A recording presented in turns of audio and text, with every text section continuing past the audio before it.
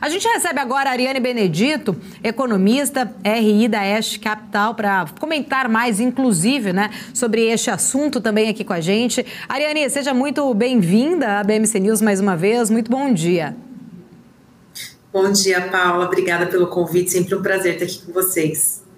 A gente que agradece. Ariane, aí uma grande expectativa, né, em relação a toda essa discussão sobre o arcabouço fiscal, principalmente por conta de algumas alterações que foram colocadas lá no Senado, principalmente a retirada do Fundeb de dentro ali do limite, apesar que a gente viu agora duas emendas aqui importantes rejeitadas, mas eu queria entender na sua visão, até porque este texto ainda precisa ser votado no plenário do Senado para depois sim, né, ser discutida essas alterações lá na Câmara. Queria entender um pouquinho da sua visão, se você acredita que desta forma, né, nesse atual momento, o texto do arcabouço fiscal, ele ainda continua crível? Tem muitos economistas que trazem muitas preocupações, principalmente com essa retirada do Fundeb e também com a retirada do fundo do Distrito Federal ali. Traz ainda algumas preocupações em relação à questão, né, acho que principal ali, de um afrouxamento em relação ao arcabouço. A gente sabe que ainda precisa ser discutido na Câmara, mas do formato como tal, eu queria entender a sua avaliação. É exatamente isso, Paulo. Acho que não só a visão dos economistas, mas o mercado como um todo, né? Que isso mostra um afrouxamento do texto, um afrouxamento da proposta e abre um espaço ali em relação a essas três contas que deixa uma incerteza de fato na hora da gente poder projetar a real despesa e sua magnitude, tá? Isso acredito que não vai fazer muito barulho, porque o mercado já esperava que o Senado faria algum tipo de ajuste, né? E todo mundo olha agora para a possibilidade de aprovação do texto em si, para que isso saia da conta, né? Porque você pode vir a discutir depois as limitações que foram colocadas no projeto como um todo, ajudam a trazer essas pautas para dentro da responsabilidade, mas de fato não deixa de ser um afrouxamento, né? Mas o importante agora é a aprovação, até porque a gente tem outras pautas rolando que também são muito importantes, que o mercado espera mais, como a reforma tributária que também está sendo hoje discutida ali pelo Haddad, né? São assuntos paralelos em Brasília. Então é lido como afrouxamento, mas provavelmente deve se passar da forma que está, até pela pressa de aprovação do texto. Oriane, um outro ponto também, né, interessante, que acho que vale a gente discutir aqui, toda essa expectativa em relação ao próprio arcabouço, principalmente, né, a gente está ali vendo que está muito atrelado em relação à receita. Falta um pouco, acho que talvez, de flexibilidade para a redução das despesas discricionárias do orçamento. Isso acaba colocando, acho que, um peso maior sobre o desempenho das receitas também. Esse peso excessivo colocado sobre as receitas para o cumprimento das metas ali dos resultados primários, no seu ponto de vista, poderia afetar a credibilidade deste novo regime fiscal? Como sendo um novo regime fiscal, eu acho que toda a incerteza em torno dele a gente já adiantou, né? Já precificou antecipadamente todos os riscos possíveis, né? Não é um projeto perfeito, é um projeto que vai precisar ser olhado e redirecionado e ajustado futuramente, como o anterior também era, né? Essa mudança em relação ao teto de gastos, aos gatilhos fiscais, precisam ser revistos de tempos em tempos, porque a necessidade do ambiente econômico e sua mutação exige que isso aconteça. Tá?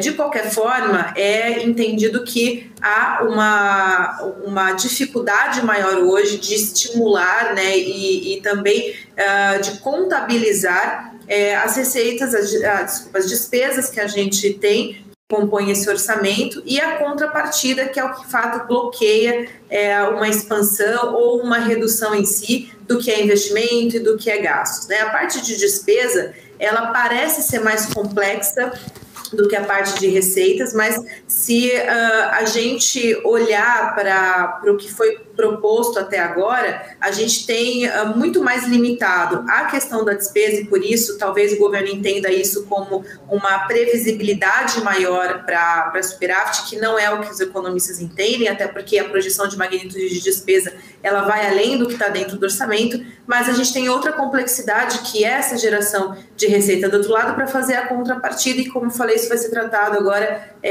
paralelamente, e precisa ser na mesma velocidade que o arcabouço, por ele trazer uma tratativa maior para despesas em si. Então, não é só a limitação, né, o ajuste, mas tem a questão do lastro da receita em relação a essa despesa, que hoje dificulta um pouco mais esse ajuste orçamentário total, olhando só para superávit, né?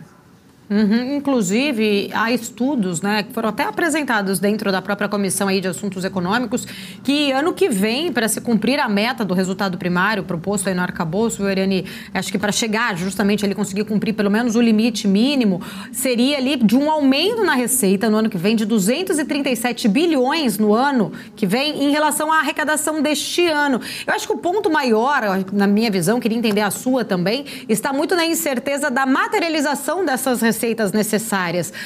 Há uma grande expectativa sobre a questão da reforma tributária, mas ainda assim, né, no cenário concreto, real, como, né, é uma receita, é um número muito alto, inclusive ele é maior do que esse 237 bi, ele é maior do que a arrecadação, por exemplo, do COFINS. Então, assim, é um número bem expressivo, precisamos entender, acho que o ponto importante é dessa materialização dessas receitas, né?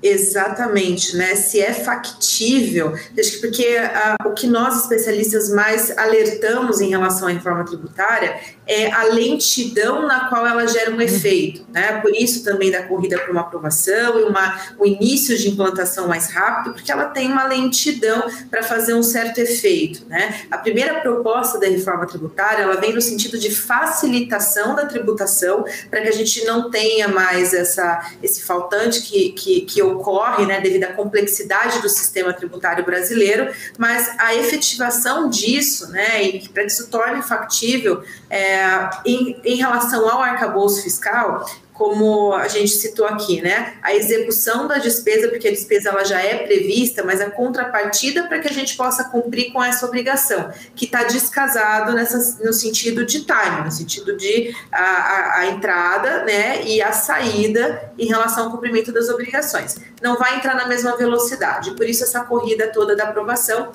E também do governo buscar não depender apenas do texto inicial da reforma, que busca a facilitação e não uma maior tributação ou por outras vias. E aí você entra em discussões mais complexas, como tributação de setores que hoje detêm benefícios, a tributação de dividendos que hoje não tem, entre outras pautas um pouco mais delicadas, que talvez não seria bom para o governo, seria uma conversa mais ácida nesse momento, na conjuntura econômica que a gente tem hoje, mas que vai ser preciso dar um pouco mais de tração, porque de fato a proposta inicial, o texto que está para discussão, ele vem um pouco mais lento no sentido de aplicabilidade em relação ao arcabouço, que trouxe um orçamento que precisa de uma execução maior do lado de despesa. Você falou em reforma tributária, né? Eu queria trazer aqui também uma outra questão. Existe estudo, acho que do próprio governo, né? Se não me engano, foi a própria Simone Tebet que usa muito o termo da bala de prata, né? Em relação à reforma tributária. O próprio Ministério do Planejamento já mostrou que a reforma poderia aumentar ali, né, 1% do PIB já a partir de 2025. O próprio Bernard Arnault, quando apresentou aquele texto anterior da proposta dele, tinha já trazido também ali uma possibilidade de um crescimento de 12% em 15 anos, mas focando aqui nesse 1% do PIB a partir de 2025. A gente ainda tem uma longa discussão pela frente, né? Acho que principalmente um ponto importante ali o próprio Lira ontem já falou que vai tentar ali dar uma celeridade em relação à reforma, que é um ambiente favorável agora, mas fazer o que é possível e não a ideal. Queria entender também um pouquinho da sua visão em relação a essas projeções, principalmente em relação à reforma tributária, se você acredita, né, que há realmente um clima político hoje mais favorável para essa discussão, para ser aprovada a reforma, nem que seja possível, como o próprio Lira disse? Eu acho que ambiente ainda falta conquistar para exatamente pautar esses assuntos mais complexos que, se abordados dentro de uma ferramenta completa, com certeza iria no caminho com que a Tebet fala, que é a bala de prata, né? Acho que o termo bala de prata, ele vem como a solução da contrapartida, que é o que eu também geralmente abordo muito, né? Essa necessidade de aumentar a capacidade de arrecadação para que a gente mantenha o plano atual de gastos hoje. A reforma tributária ela vai ter que ser votada e discutida em partes, né? A gente não tem nem tempo e nem ambiente suficiente para discutir outras pautas mais complexas que precisam estar dentro da reforma tributária. E aí a gente deixa mais espaço para a corrida contra o tempo, né? Como a gente bem discutiu aqui, essa relação com o arcabouço fiscal e que gera um movimento de trabalho, uma demanda maior de mão de obra por parte do Congresso, do governo, de chegar num acordo para que a gente destrave as discussões e vote algo para acelerar o processo. Mas ela vai ter que ser feita gradual, de fato, pela complexidade que você movimenta dentro de um projeto como esse. Como eu citei algumas possibilidades, a taxação de setores que hoje tem e que aí vem em linha com essa questão do crescimento do PIB, né, para alguns anos para frente. Eu acho que no curto prazo, a gente está falando de 24, 25, 26, né? Claro que tem proposta, como você bem citou, Paula, para 12 anos, uma projeção, mas 12 anos é um tempo que ao longo do caminho a gente vai ter que precisar fazer reajuste nessas projeções. Então elas têm um poder explicativo muito menor, né? Quanto maior o tempo de projeção, mais anos para frente, mais exposto às outras variáveis macro a gente tá. E assim, a gente sabe que para cenário Brasil, 5 anos a gente já tem uma mudança significativa, ou seja, próximo de um outro governo, né, que vai entrar e que pode vir a entrar, e a gente ter um outro olhar e uma outra necessidade, e aí discutir outras possibilidades fiscais para o Brasil. Acho que nada tem que ser engessado. Projeção a gente faz para ano corrente, no máximo um horizonte de 3 a 4 anos que a gente entende que é um poder explicativo um pouco maior, né? Fora isso, você acaba aumentando o risco e fica com um poder explicativo muito baixo. Então, acho que não dá para pegar como um exemplo e afirmar que realmente as tratativas de hoje serão efetivas por 12 anos, né? Ainda mais num cenário tão acidentado que é o Brasil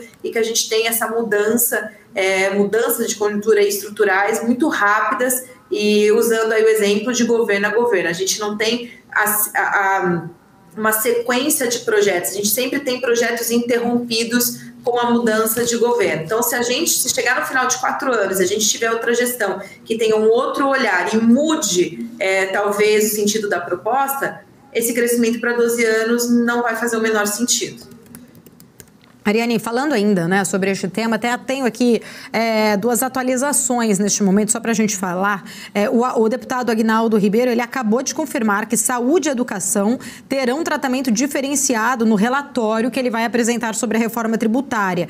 Ele falou o seguinte: vamos fazer o que o mundo faz, né? Ele que é o relator, vale reforçar, né, que ele é o relator em relação a este assunto lá na Câmara. Ele acrescentou que não se pode aplicar o IVA em alguns setores. Repetiu que o sistema deverá ter o mínimo de setores privilegiados para que a alíquota fique bem calibrada. A expectativa é que o relatório da reforma tributária seja também divulgado amanhã, né? Esta semana está bem movimentada, por sinal, aqui para a gente comentar bastante. A expectativa é que este relatório, então, da reforma seja divulgado amanhã durante a reunião da Câmara com os governadores.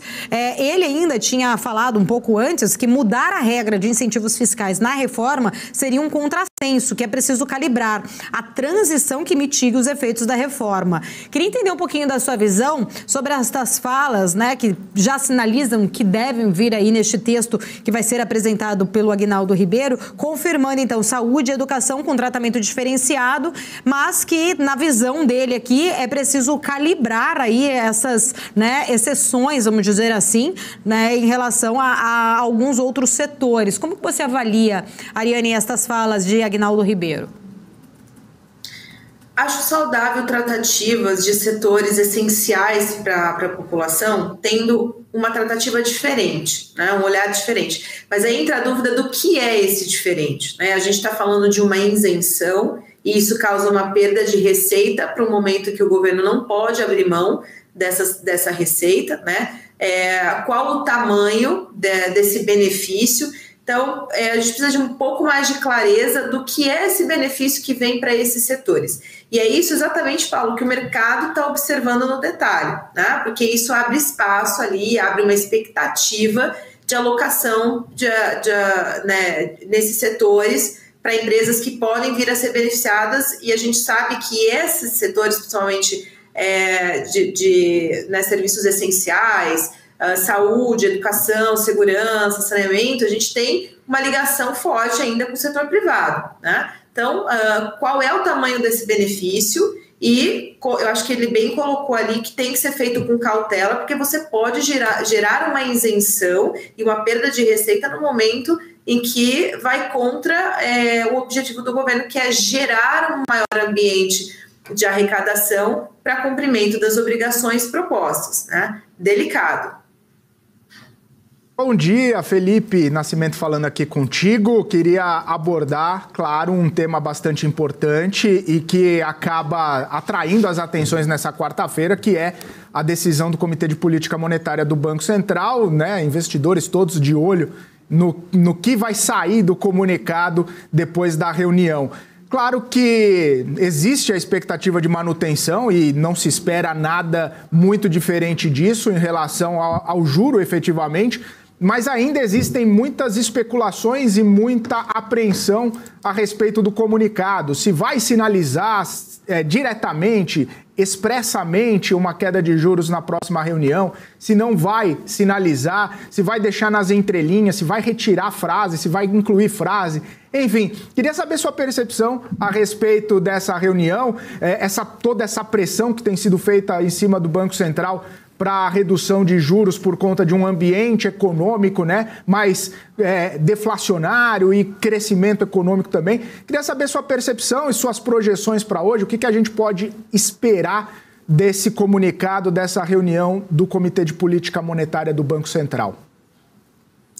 Bom dia, Felipe. Toda decisão de Banco Central, né, é um grande evento para o economista. E a gente fica muito ansioso também, porque ao longo dos dias, né, até chegar à decisão, a gente tenta ler ali nas entrelinhas, de fato, comportamentos e falas e algum sentido que o Banco Central pode deixar para a gente nas reuniões que a gente participa e o que vem a público também, né? Eu acho que o consenso de hoje, a probabilidade, o desvio padrão é muito pouco desse consenso, quase pífio ali, de fato a manutenção da taxa. Acho que qualquer coisa diferente disso seria uma surpresa, isso está fora da conta, né? Mas a caixinha de Pandora, de fato, é o que vem no comunicado e que o mercado espera que o Banco Central sinalize, né, comece a sinalizar já como se fosse um guidance para início de cortes em agosto e setembro. Tá? Como vai vir esse comunicado, eu não acho que o Banco Central vai aliviar tanto, essa é a minha leitura em relação a todos esses fatores observados, como eu citei para vocês ao longo do período ali até essa reunião, advindo das falas, né, que o Banco Central não tem pressa para fazer esse início de cortes, que eles estão bem atenciosos em relação, animados com a desaceleração econômica, mas que eles entendem que isso é um efeito da defasagem, mas cria-se um carrego estatístico importante para frente, o que ancora as expectativas, e é esse fator que o Banco Central precisa primordialmente para começar esse início de cortes, e a gente entende aqui que o Banco Central tem esse ambiente como um todo, economicamente falando, para começar esse ciclo. A dúvida que fica, para mim, é a magnitude do início de cortes, né? A gente passou por uma mudança drástica de ambiente econômico da pandemia para cá. O Banco Central brasileiro foi muito ágil em identificar essa mudança e atuação, ficou firme ali no seu posicionamento, né? Aguentou bastante coisa para poder fazer o que acredita que tem que ser feito. E agora a gente busca entender qual será a magnitude desse início de cortes, né? Se o Banco Central vai seguir o padrão comportamental, enfim, da atuação de anos, né? Que é nunca fazer um reajuste de 0,25 ou menos do que isso, porque a gente sabe que tem uma atuação pífia para a economia brasileira, ou se o Banco Central entende de outra maneira e por essa por esse sentimento e objetivo mais cauteloso por parte da autarquia, ele mude esse histórico brasileiro de nunca fazer um ajuste muito suave e comece por 0,25% e não 0,50% ou 1% já em agosto, né? Ariane, a gente tem visto, né, e ainda nesse cenário, obviamente, de expectativa da reunião do Copom, um certo esgotamento, né, do juro futuro, né? Eles caíram bastante nos últimos tempos, né, e acabam andando de lado sem muita possibilidade de cair mais, né? Você acredita, você vê alguma possibilidade de uma nova queima do prêmio de risco a partir do comunicado do Copom, porque, né, a gente vê esse juro futuro aí fechando bastante nos últimos tempos e andando de lado, se não me engano, desde o começo da semana, no fim da semana passada, a gente já vê oscilações menores. Você vê essa possibilidade de novas queimas aí de prêmio de risco nesse cenário, dependendo de como vier o comunicado, dependendo de como vier o tom do comunicado? Sim, eu acho que se o Banco Central for bem claro, né, não deixar muitas arestas para entendimentos ali mais pessoais de especialistas do mercado, se ele trouxer uma suavização maior, ou seja, um tom mais dovish do que o esperado, a gente veja o fechamento da curva um pouco maior. Né, a gente continue vendo a curva arrefecer e isso seria ótimo para o Banco Central, né? Ele teria mais espaço para as próximas reuniões, também aumentar, deixar mais forte o ciclo de cortes, né? Claro, mas a gente ainda não acredita nessa possibilidade. Acho que o Banco Central ele vai vir mais cauteloso, ele deve vir mais cauteloso, deve dar essa sinalização que o mercado quer, mas ele ainda deve manter o balanço de risco ali muito bem claro e pontuando as questões de um ambiente ainda que deve ter muita atenção. E eu acredito num peso ainda maior que o Banco Central não costuma trazer, mas seria, acho que, o momento de começar a pontuar que, como a gente teve uma melhora de ambiente doméstico, mas a gente ainda tem ao redor disso riscos do ambiente internacional, né, do cenário internacional, que pode ser passado para cá no segundo momento. E que isso talvez diminua ali em primeira instância, que as curvas de juros façam um fechamento muito abrupto. Talvez a gente mantenha essa volatilidade um pouco mais suave, como você falou, Felipe, andando de lado, né? Então, acho que o que pode fazer um fechamento maior da curva de juros seria se a gente tivesse um tom mais dovish, mais suave e a maior clareza possível de balanço de risco e citações ali do Banco Central no sentido das próximas reuniões. Qualquer coisa fora disso, acho que a gente deve manter ali essa volatilidade mais lateral dos juros.